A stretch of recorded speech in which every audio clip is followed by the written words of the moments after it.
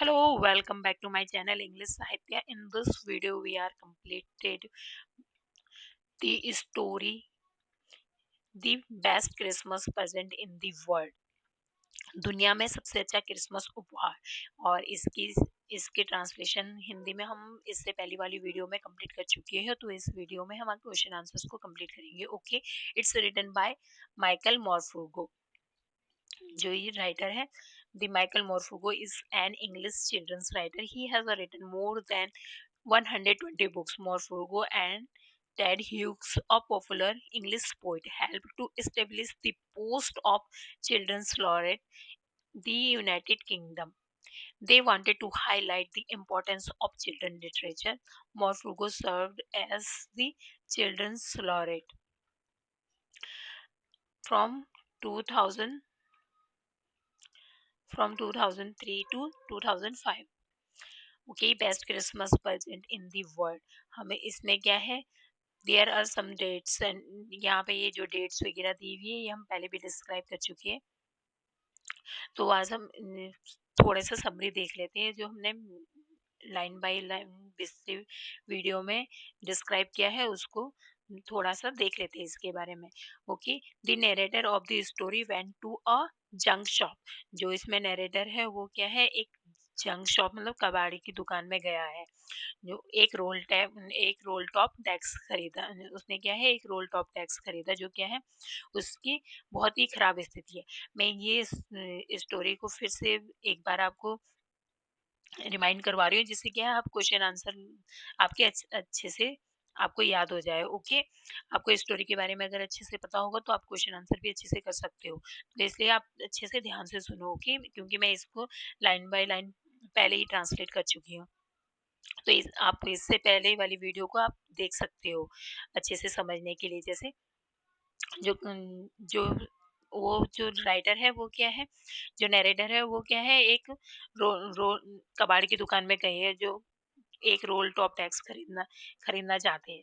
तो उससे क्या है, वैसे तो बहुत एक्सपेंसिव मिल रही थी, लेकिन यहाँ पे कबाड़ी की दुकान पे क्या है, सही रेट में मिलती, लेकिन उसकी स्थिति क्या है, बहुत ही खराब थी. तो ये टाइम था क्रिसमस की पूर्व संध्या का टाइम था. तो सोचता है कि मैं इस रोल टैक्स का खुद से जो ये रोल टॉप टैक्स है इसको क्या है, मैं खुद से ही रिपेयर कर लूंगा, इसकी मरम्मत कर लूंगा खुद से. उसने क्या है, वो घर लेके जाता है, उसकी मरम्मत शुरू कर देता है जो क्रिसमस डे के पहले दिन. तो जैसे ही वो मरम्मत करना शुरू करता है तो दराज को खोलता है, जितने भी उसमें दराज होते हैं, लेकिन एक दराज क्या होता है, बहुत ही डिफिकल्ट होता है उसे निकालना. जैसे ही उस दराज को बाहर निकालता है तो उसमें से क्या है, उसे एक पत्र मिलता है. ये पत्र किसका होता है, ये मैक पर्सन से ले पे मैं ये मैक पर्सन ने लिखा है अपनी वाइफ को. जो उनकी वाइफ कौन है, पत्नी कौनी है. तो उन्होंने कौनी के लिए लिखा है ये लेटर. तो पढ़ने के बाद उसने क्या पाया कि ये जो मैक पर्सन है वो क्या है, जो इंग्लैंड की जो सेना है वो उसके नेता थे, वो उसके सोल्जर्स थे, मतलब सोल्जर्स के कैप्टन थे. तो उन्होंने इसमें क्या है, वर्णन किया है इसके बारे में, जो इंग्लैंड और जर्मनी के बीच में युद्ध हो रहा था 1914 में, फर्स्ट वर्ल्ड वॉर चल रहा था, तो उसके बारे में डिस्क्राइब किया गया है. तो ये उसने जो मैक पर्सन है उन्होंने लिखा है कि जो क्रिसमस का जो सुबह सुबह थी वो क्या है, पहले जर्मन वालों ने क्या है, क्रिसमस वाले दिन क्या है, हमें क्रिसमस की विशेष दी, मतलब शुभकामनाएं दी उन्होंने. और उस हमने क्या है, रिप्लाई में उन्हें विश किया क्रिसमस का. तो वे जो दोनों दोनों देश के जो सोल्जर्स थे वो क्या है, एक दूसरे दूसरे से क्या है, जो क्रिसमस के दिन एक दूसरे से अपने विचारों को भावनाओं को क्या है, एक दूसरे से शेयर करते हैं और खाते पीते हैं, मतलब हंसते हैं, बातें करते हैं, पी खूब ड्रिंक वगैरह लेते हैं. तो क्रिसमस उन्होंने आपस में मिलकर क्रिसमस मनाया और फुटबॉल मैच भी खेला, जिसमें क्या है, जो जर्मन के जो सोल्जर्स थे वो क्या है, वो जीत चुके थे, और जो ब्रिटिश के थे वो हार गए थे. लेकिन ऐसा होता रहता है गेम्स में, कोई हारता है कोई जीतता है. तो लेकिन जो जो उसकी पत्नी थी वो क्या है, और लास्ट में क्या है, वो लोग जो सैनिक होते हैं वो कैरोल भी गाते हैं एक दूसरे को शांतिपूर्वक, मतलब उन्होंने पूरी रात क्या है कैरोल भी गाते रहे। जो क्रिसमस वाले दिन में जो सॉन्ग गाया जाता है उसे कैरोल कहते हैं। ओके, लेखक ने ये पत्र क्या है अपनी लेखक ने ये पत्र जिम की पत्नी को वापस देने का निर्णय करता है। जब वो उस लेटर को पूरा पढ़ लेता है, जो नरेटर है वो सोचता है कि मैं मेरे को इस लेटर को उनकी वाइफ को वापस लौटाना चाहिए। तो उस रात को क्या है वो उस रात को पूरे रात में डिसाइड कर लेता है कि सुबह सुबह जाके वो क्या है उस लेटर को उनकी वाइफ को देने का निश्चय करता है और उसके पते पर जाता है जहाँ जो लिफाफे में लिखा हुआ था। जहाँ उसने पाया कि घर पर अचानक क्या है आग लग गई थी। जब वो उस पते पे जाता है तो जो वो लेडीज थी वो कहाँ रहती थी, फिर नर्सिंग होम में रहती थी। उसने पड़ोसियों से पूछा था, तो वो क्या है नर्सिंग होम मिलने के लिए पहुंच जाता है, जहाँ पर क्या है उन्हें जिम की पत्नी मिली। जैसे ही वो अपने पति की प्रतीक्षा में क्या है वो जो जिम की जो वाइफ थी वो क्या है अपने पति की प्रतीक्षा कर रही थी। वो बूढ़ी हो चुकी थी। जैसे ही जो नरेटर है उसने लेखक को जिम और ये उसके पति के रूप में समझ लेती है। जो कोनी होती है वो उसे क्या लगता है कि मेरे हस्बैंड वापस आ गए। जैसे ही जो नरेटर उसके पास लेटर लेके जाता है और हैप्पी क्रिसमस डे बोलता है उसे, तो उसे लगता है कि मेरे हस्बैंड वापस आ गए हैं। तो वो जो चैप्टर का नाम दिया गया है कि दुनिया का सबसे बेस्ट क्रिसमस, तो इसीलिए दिया गया है कि दुनिया का सबसे अच्छा क्रिसमस उपहार घोषित किया उसने, क्योंकि उसका पति वापस आ गया। तो इससे बेस्ट तो उसके लिए कुछ हो भी नहीं सकता है। तो अब हम इसके क्वेश्चन आंसर आगे करते हैं। ओके, आई होप आपको स्टोरी समझ में आ गई होगी। अगर नहीं आई है तो आप इससे पहले वाली वीडियो को अच्छे से देख लीजिए, जिससे वहां से क्या है आपको लाइन बाय लाइन एक एक वर्ड्स का मीनिंग समझाया गया है। ओके, तो फर्स्ट क्वेश्चन है, who did Connie McPherson think her visitor was? Connie McPherson ने अपने जो विजिटर आया था उसके बारे में क्या सोचा था? The Connie McPherson's thought that the visitor carry the letter was her husband. तो उसे क्या लगता है, जैसे हम मैंने अभी स्टोरी के बारे में आपको बोला था, तो कॉनी को क्या लगता है कि उसके हस्बैंड वापस आ गए जिम मैकपर्सन। क्वेश्चन नंबर 2 क्या है, which sentence in the text shows that the visitor did not try to hide his identity? तो पार्ट में कौन सा वर्ड से, मतलब कौन सा टेक्स्ट दर्शाया गया है जो जो विजिटर है उसने अपनी पहचान छिपाने की कोशिश नहीं की है। तो ये this sentence will show that the visitor did not try to hide his identity is I explained about the desk, about how I had found it, but I don't think she was listening। क्योंकि उसने क्या है पहले ही describe कर दिया था छिपाने की। उसने अपनी जो विजिटर है, जो नैरेटर है, उसने अपनी पहचान नहीं छुपाई है, क्योंकि वो पहले से डिस्क्राइब कर चुका था कि मुझे क्या, मैंने क्या है एक डेस्क के बारे में उसने पहले ही बता दिया मुझे ये कैसे मिला मुझे। लेकिन मुझे नहीं लगता कि वो इस बारे में क्या है सुन रही थी। वो सिर्फ लेटर पकड़े हुए थे,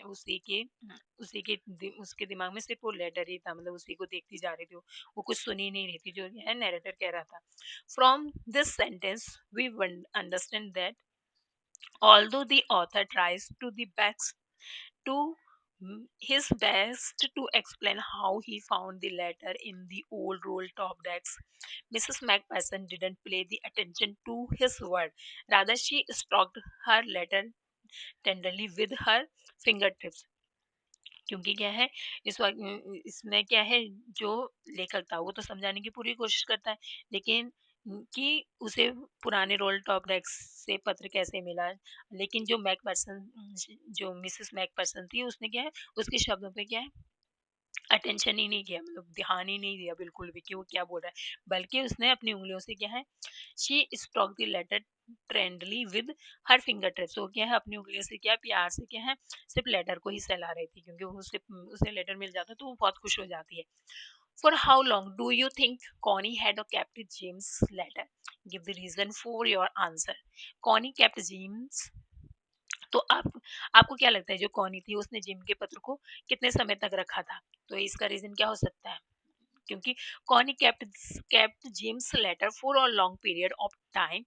We understand this from the fact that she told the narrator how she used to read the letter every day and could feel Jim's presence around her always.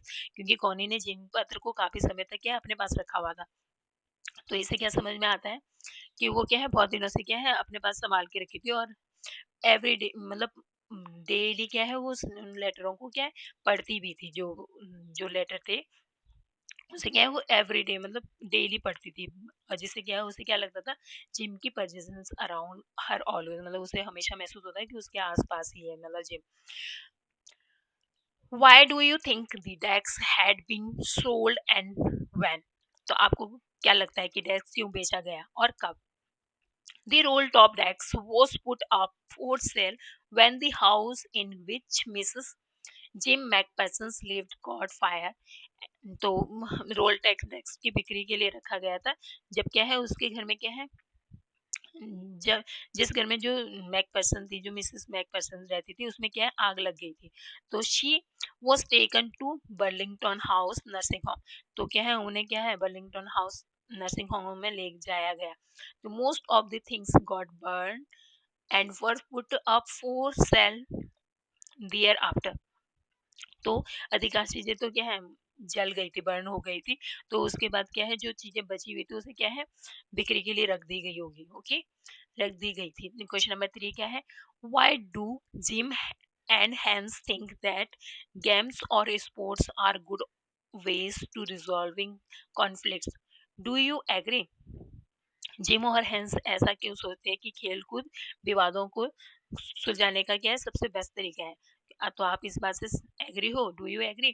तो Jim and Hans thought that games और sports were good ways to resolving the conflicts because nobody lays down their lives in matches.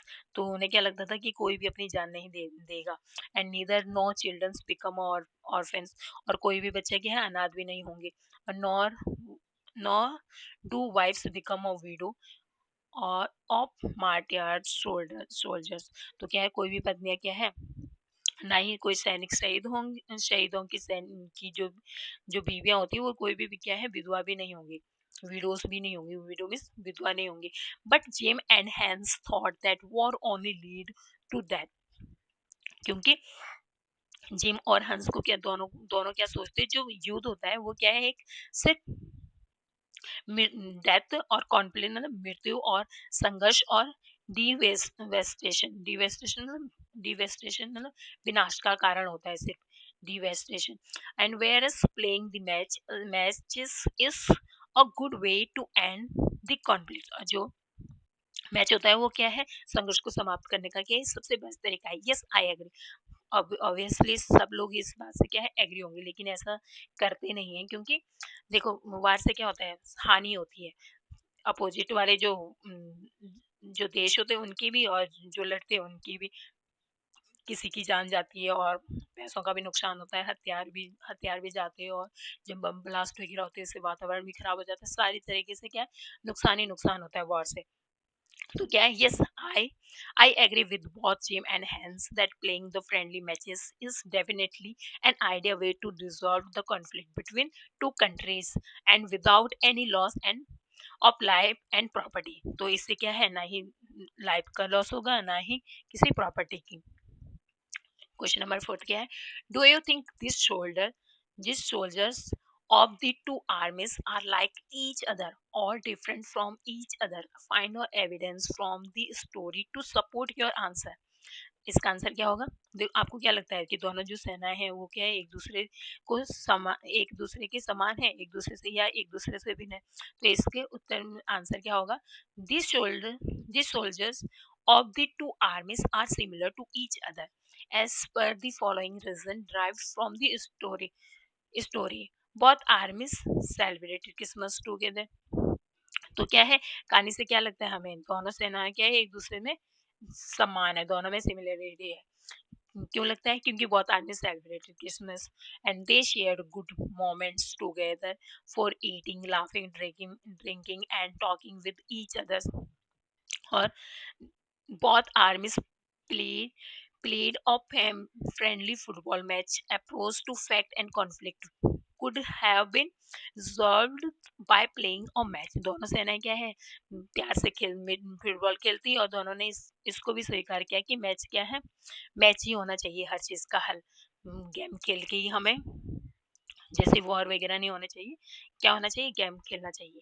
They agreed about the consequences और negative impact that war has upon the families. तो ये क्या है, जो वे युद्ध होते हैं वो क्या है, परिवारों पर पड़ने वाले जो परिणाम होते हैं, जो नकारात्मक प्रभाव के बारे में क्या सहमत थे, क्योंकि ये कहीं ना कहीं इफेक्ट करती है फैमिली को। अगर किसी भी सोल्जर्स को कुछ हो जाता है तो उसकी पूरी फैमिली क्या है, उसकी पूरी फैमिली बेकार हो जाती है, क्योंकि किसी के फादर्स होते हैं, वो किसी के बेटे होते हैं, किसी के हस्बैंड होते हैं, किसी के भाई होते हैं, तो ये क्या है, उस सब पूरे फैमिली क्या है, दुखी हो जाती है इससे जब किसी सोल्जर्स को कुछ हो जाता है। फिफ्थ है, both armies long for peace and exchange the Christmas carol and hope to unite with higher respective families soon। तो दोनों सेनाएं क्या शांतिपूर्वक कामना करती है कि क्रिसमस के कैरल का जो क्या है, जो क्रिसमस पे गाना गाया जाता है उसे कैरल कहते हैं। वो एक दूसरे को पहले एक ब्रिटिश वाले गाते, फिर जर्मन वाले गाते, फिर जर्मन वाले गाते, फिर एक दूसरे को क्या है, आदान प्रदान करते हैं गाने का, और जल्द ही अपने अपने परिवारों में क्या है, वापस जाने की आशा करते हैं। क्वेश्चन नंबर फिफ्थ क्या है, mention the various way in which the British and German soldiers become the friend and find things common at Christmas. इसका आंसर क्या है, both British and German soldiers were enemies at war belong to different camps. तो युद्ध में जो British और German दोनों दोनों सैनिक दुश्मन है, मतलब जो यहाँ पे युद्ध हो रहा है, जो वर्ल्ड वॉर फर्स्ट हो रहा है, ये इस समय जो स्टोरी में बात की गई वर्ल्ड वॉर फर्स्ट की बात की गई, जो 18 जो 14 से 18 तक चला है। तो इसमें क्या कहा है, जैसे however at the end of the day both आर्मीज comprise the human beings who had a similar feeling or love and compassion for their respective families and all those who were fighting the war. Both groups shares the festive spirit of Christmas and enjoy the feast together by eating, drinking, and making a merry together. They also talked the Basaba and Gabriel Oak and the Sergeant Tory and Dorset. They also sang Christmas carol together and spent some quality time with each other. They got over hearted and played the friendly game and football and wished that all conflicts in the world could be resolved by playing games। जैसे उन्होंने football खेला। Both Jim and Hans hated war and knew well how the war affected the lives of their families। तो इसमें क्या है, जो दोनों सैनिक है जो युद्ध में क्या है, वो ब्रिटिश और जर्मन के एक दूसरे के सैनिक है, वो अलग अलग शिविरों में रहते हैं, लेकिन क्या है अंत में क्या है, दोनों क्या है एक दूसरे के विश करने के लिए क्या है साथ में आ जाते हैं, दोनों अच्छे से इंजॉय भी करते हैं, साथ में खाते पीते हैं, मौज मस्ती करते हैं। और जो बादशाह गैब्रियल ओक और सर्जन ट्रॉय जो डॉर्सेट के बारे में क्या है वो बात भी करते हैं, और एक दूसरे से क्या है कैरोल भी एक दूसरे के साथ क्या है, एक दूसरे के साथ गाते हैं और क्वालिटी टाइम स्पेंड करते हैं। उन्होंने क्या है गेम भी खेला और दुनिया भर के जो संघर्ष है उसके बारे में बात की कि मतलब कैसे, मतलब दोनों एक मतलब जिम और हंस दोनों को युद्ध से नफरत थी, वे दोनों जानते थे। both were an anxious to return home their families once of war comes to end the end। तो वो दोनों चाहते थे कि जल्दी से वॉर खत्म हो जाए और हम क्या है अपने परिवार से मिलने चले जाओ। ओके, क्वेश्चन नंबर 6 क्या है, what is Connie's Christmas present, why is it the best Christmas present in the world. जो कॉनी का क्रिसमस उपहार क्या था, तो और ये दुनिया का सबसे अच्छा क्रिसमस उपहार क्यों कहा गया है, मतलब इस स्टोरी में। तो इसका आंसर होगा when the narrator visit Connie to deliver her husband's letter she mistook him to be her husband. तो उसे क्या लगता है मेरा हस्बैंड वापस आ गया। तो make persons due to her cold age and memory loss. तो एक केस के बाद क्या है मेमोरी लॉस होने लग जाती है, तो उसके कारण से क्या है उसको ये लगता है she was looking forward the Jim and returning home to Christmas she left this was the best Christmas present she could ever receive. तो उसे क्या लगता है कि उसके हस्बैंड वापस लगे आ गए तो उसे लगा कि ये अब तक का सबसे अच्छा क्रिसमस उपहार जो क्या है उसे मिल सकता है। This was the best Christmas present in the world for Connie because Jim had mentioned in the letter that he would return home from the war on Christmas. तो जो लेटर था उसमें उसने लिखा भी था कि क्रिसमस पर वो क्या है युद्ध से घर लौट आएगा। She used to read that letter and the multiple times a day to feel her husband's presence nearby, and hence when the narrator told her how he found the letter, she was extremely happy and felt it was the Jim who had come to visit her after a long time. तो वो क्या है उस जो narrator है वो अपने बारे में वो बता रहा है कि मुझे कैसे रोलटेक्स मिला, कैसे कहाँ पर मिला मुझे और कैसे वो उसके घर पहुंचा। वो कुछ नहीं सुन रही थी, वो इतनी खुश थी कि वो सिर्फ वो सिर्फ उसकी खुशी में ही खो जाती है। तो उसे लंबे समय के बाद क्या है उसे क्या लगता है कि जिम उससे मिलने आ गया है। Do you think the little title of this story is suitable for it? Can you think of any other titles? तो आपको क्या लगता है जो ये टाइटल दिया गया है ये सुटेबल टाइटल है या इससे भी अच्छा टाइटल कोई हो सकता था? तो इससे अच्छा मेरे हिसाब से इससे अच्छा टाइटल तो कुछ हो ही नहीं सकता है, क्योंकि उस महिला को लगता है कि मेरे हस्बैंड क्या है आज क्रिसमस डे पे उन्होंने कहा था कि मैं वापस आऊंगा और वो आ चुकी है। तो इससे बेस्ट टाइटल कुछ हो ही नहीं सकता था। In my opinion the title of the story is very and suits it perfectly। तो मेरी राय से तो क्या है जो ये स्टोरी का जो टाइटल है ये क्या है सबसे बेस्ट है, क्योंकि ये बिल्कुल फिट बैठता है यहाँ पर। The festival spirit of Christmas pre prevails throughout the story। तो क्रिसमस के जो उसकी उत्साही भावनाएं है जो पूरी कहानी में क्या है बोली गई है। It clearly mention how the warring troops longed for peace and had a strong desire to return home safely to their respectively respective families. They shared a wonderful moment and together by sharing food and drink talk to their hearts content and played a football match among themselves. However, when the narrator goes to visit Connie along with the letter writing by her husband, Jim Back pers- presumes the author to be her husband and thanks him for gifting her the best Christmas present ever. Some suitable title could be the best Christmas gift and when the Christmas wish comes true।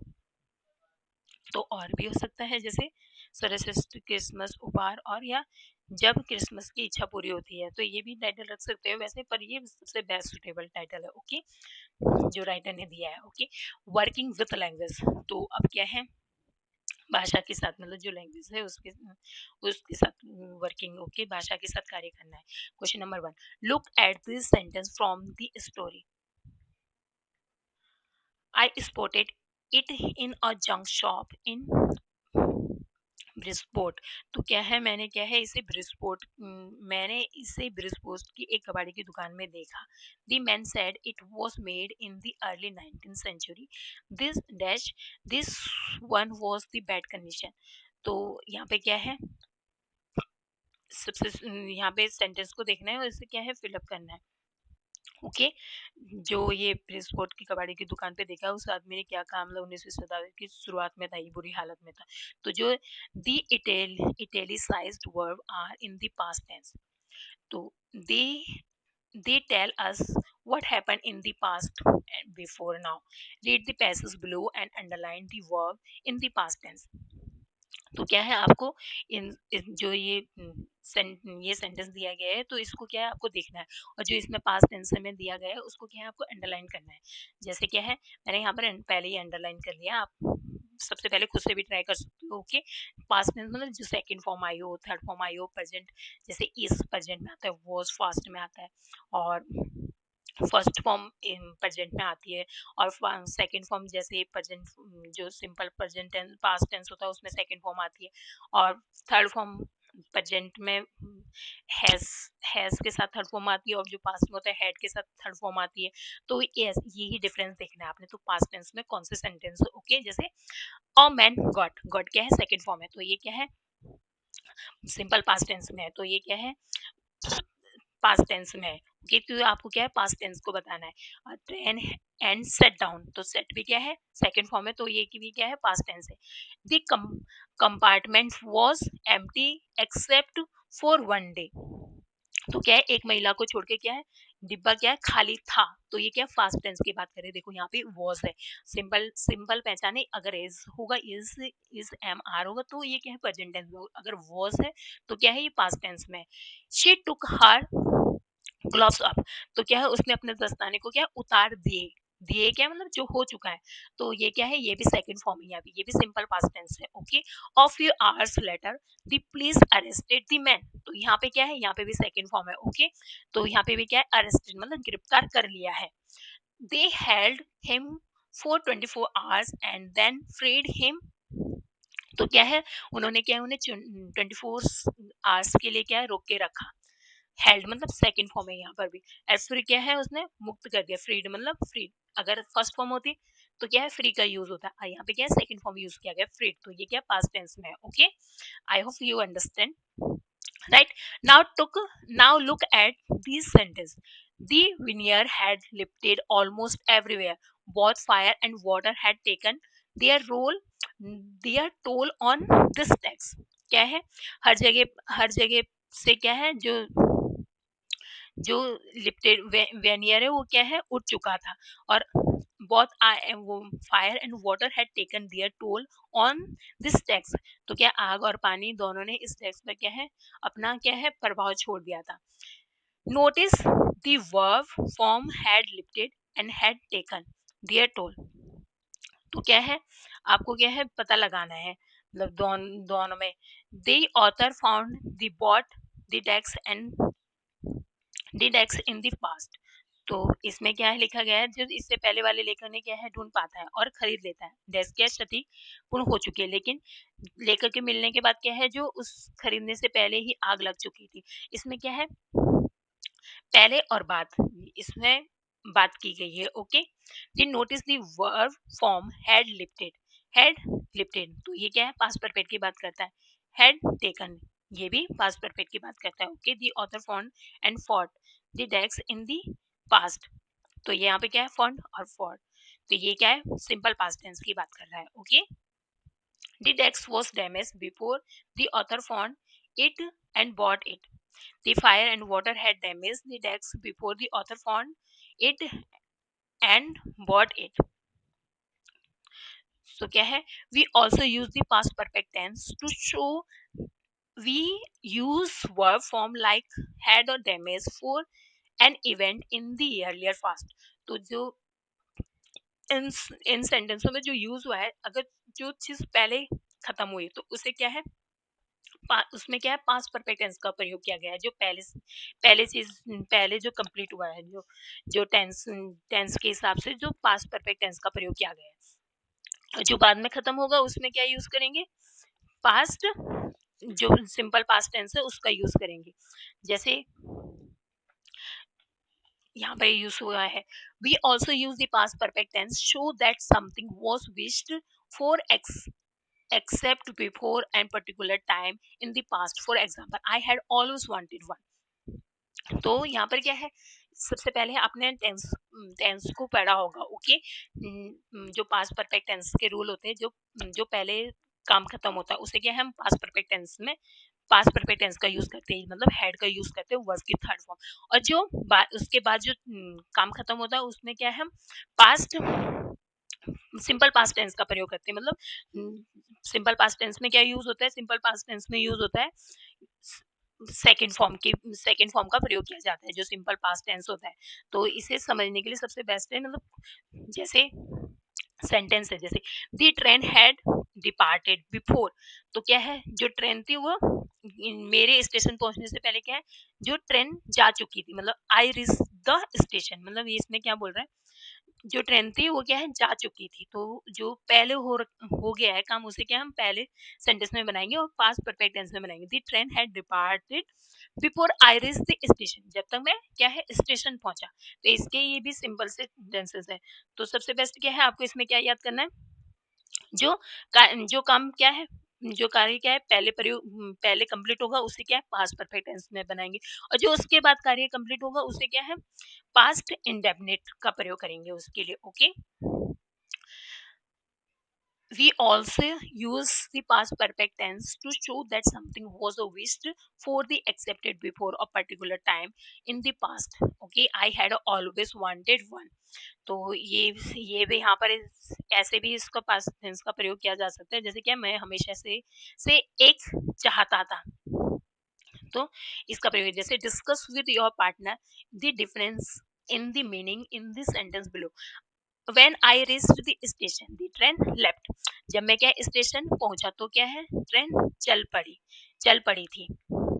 तो क्या बोल रहा है जब मैं station पहुंचा, आई risked the station, तो train क्या है चल पड़ी। When I reached the station, the train had left. तो क्या है when I reach the station, जब मैं स्टेशन पहुंचा तो क्या है ट्रेन उससे पहले क्या जा चुकी थी। तो राइट सेंटेंस कौन सा है ग्रामेटिकली, जो अगर हम टेंस के हिसाब से बनाएंगे तो ये राइट है। ओके, सेकंड वाला राइट है। Fill in the blanks using the correct form of the verbs bracket. तो my little sister so very naughty when she came back from school yesterday. तो यहाँ पे क्या है कम, फर्स्ट फॉर्म क्या होती है कम होती है, तो यहाँ पे क्या है कैम का यूज किया गया है second form. Okay, and she had turn her dress. तो उस यहाँ पे जो भी तो उसने क्या किया जब वो स्कूल से वापस आई तो उसने अपनी स्कूल जो उसकी ड्रेस उसे क्या टर्न कर दिया, मतलब उसे फाड़ दी थी। तो यहाँ पे भी क्या सेकंड फॉर्म का यूज हुआ है। We asked her how it had happen. तो मैंने क्या है उससे उसने क्या है उससे पूछा कि ये कैसे हुआ। तो यहाँ पे भी क्या है सेकंड फॉर्म का यूज हुआ है। Okay, she said she she said, उसने कहा she had quarreled with a boy।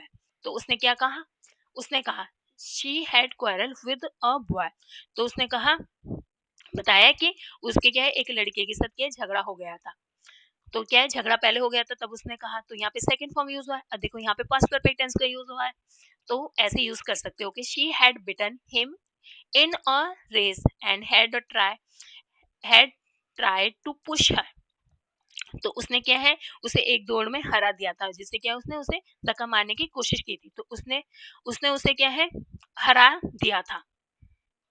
She had beaten him in a race. तो उसने क्या है उसे ये काम क्या है पहले हो चुका है। अगर देखो यहाँ से शुरू करते और यहाँ तक एक ही सेंटेंस है। ओके, तो सबसे पहले काम क्या है उसने उसे क्या है पहले उसने क्या है उसे हरा दिया है।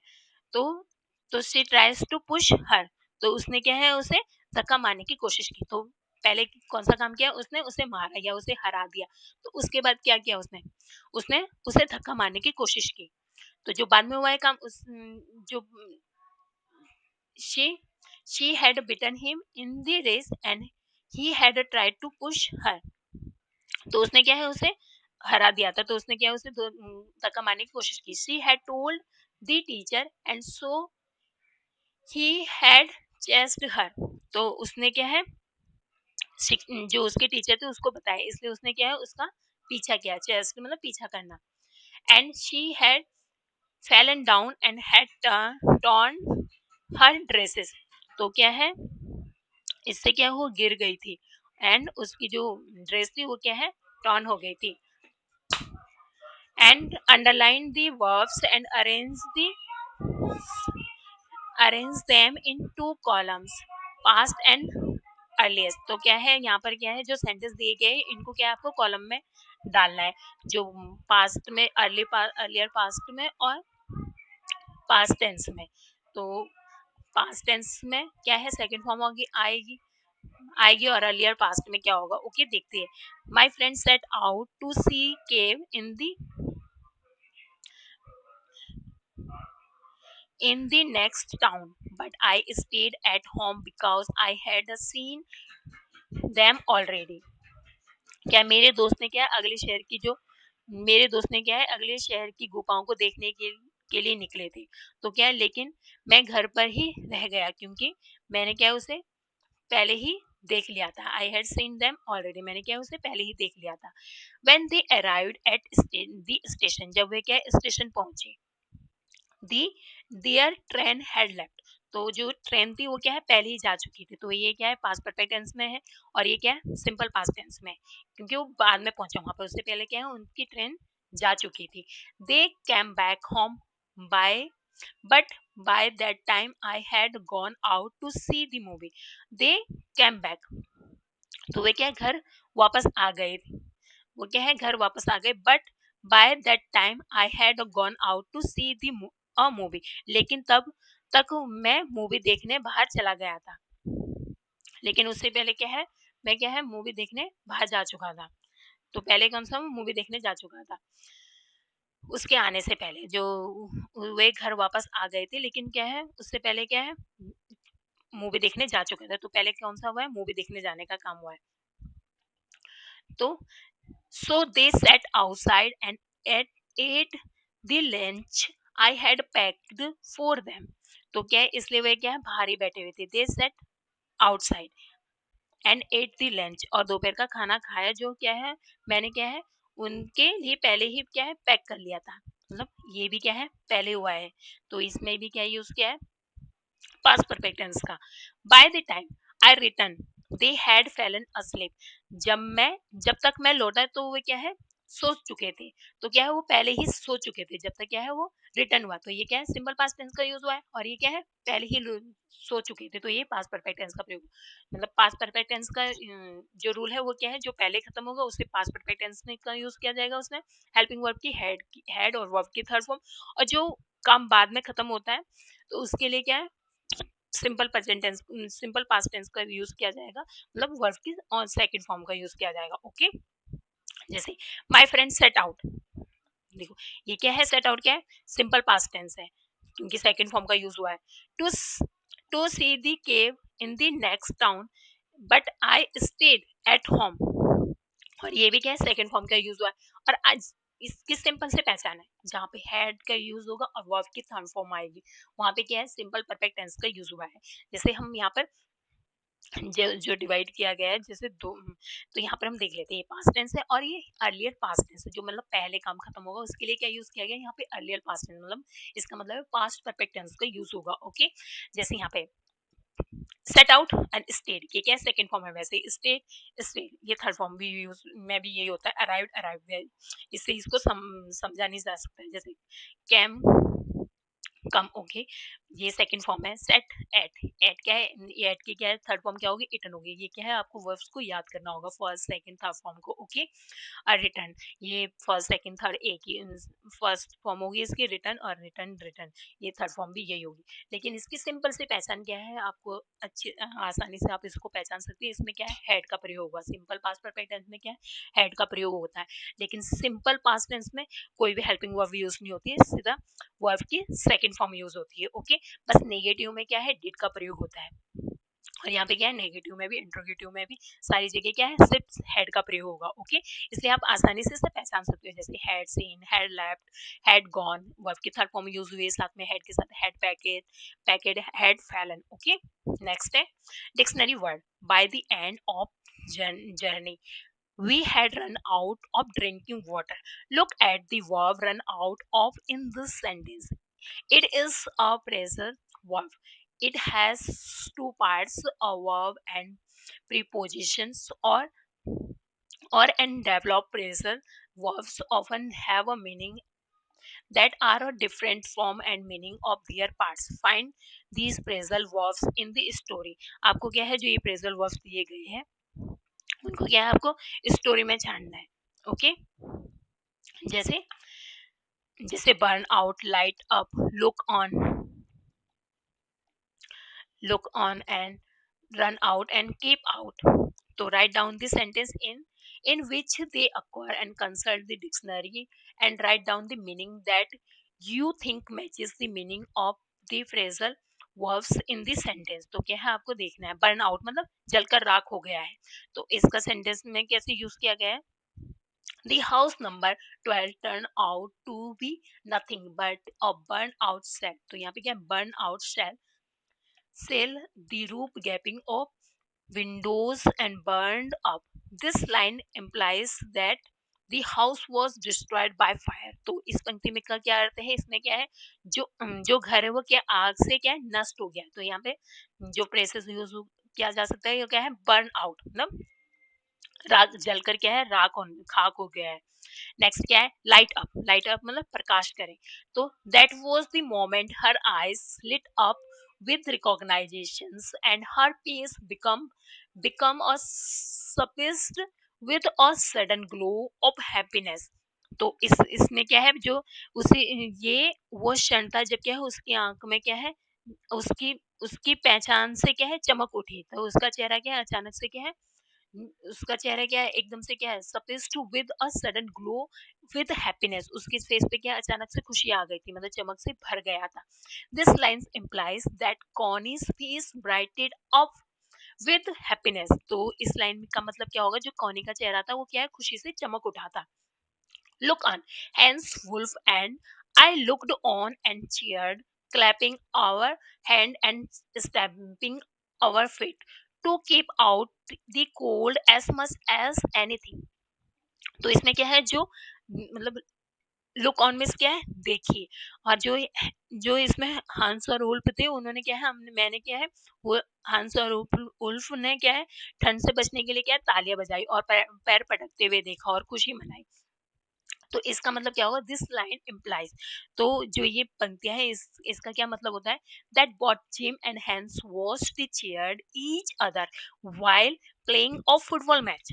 तो क्या है, जो जेम्स और हंस दोनों क्या फुटबॉल मैच को खेलते समय क्या है एक दूसरे को देखते और उससे क्या है उत्साहवर्धन करते, अपने अपनी टीम का जो क्या है उत्साह बढ़ा रहे थे। Run out means the time came and all too soon when the game was finished.